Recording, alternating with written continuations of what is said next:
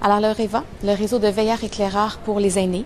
Alors, c'est un projet qui est né suite à deux constats. Un, la population vieillissante.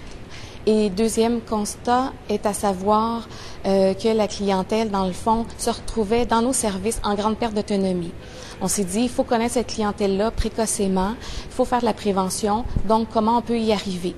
Pour y arriver, en fait, on s'est dit, ça prend la communauté, ça prend de la mobilisation, donc on s'est tourné vers la communauté, les partenaires. Je vous dirais que les partenaires ont répondu vraiment en grand nombre. C'est vraiment très intéressant l'ouverture qu'ils ont démontrée, puis je vous dirais l'intérêt qui est actuellement encore très présent puis grandissant.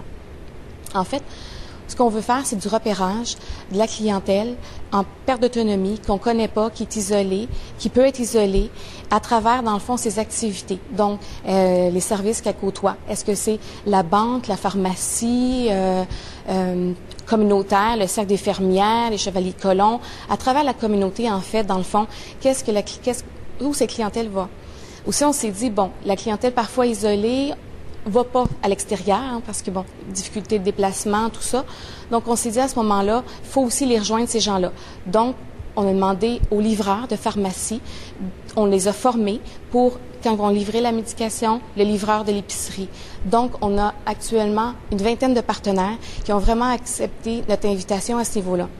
Ce qui est aussi très intéressant, c'est que ces partenaires-là ont accepté qu'on forme leur personnel, ceux qui ont des contacts directs avec la clientèle. Les autres, à l'établissement, ont l'information, puis sont invités d'aller sur notre site Internet s'ils veulent en savoir plus. Donc, cette clientèle-là, on forme la clientèle, c'est-à-dire nos éclaireurs, sur les lieux de travail, à même leur temps de travail. Donc, c'est vraiment une générosité là, quand même remarquable de nos partenaires. Ce qui fait en sorte qu'une fois qu'ils sont repérés par les éclaireurs, suite à une formation qu'on leur a donnée, ils sont évalués par notre intervenante au niveau du REVA. Par la suite, si l'aîné est intéressé, est référé à un veilleur, donc à un bénévole, qui lui aussi a été formé pour faire de l'accompagnement auprès de cette personne âgée-là.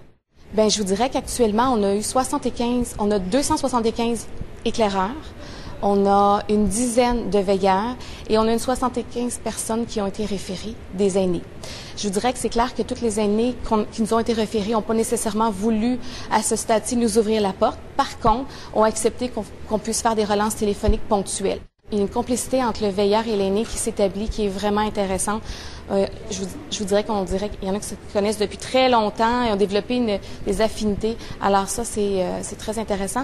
Ce qui est important aussi de mentionner, c'est que nos veilleurs ont quand même une formation bien précise, hein, parce que c'est des bénévoles. Donc, le lien de relationnel, où on va, où on arrête, qu'est-ce qu'on fait, ça, c'est quelque chose qui était, dans le fond, au cœur de nos préoccupations. Je vous dirais que oui, le besoin était là, donc c'était clair.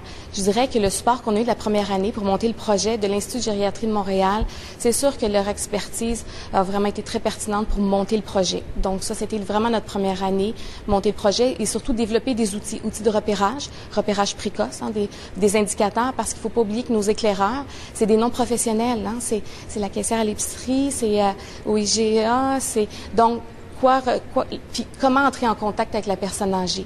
Parce que ça aussi, c'était un défi pour ces gens-là. Mais je vous dirais qu'ils l'ont vraiment pris comme pour une mission.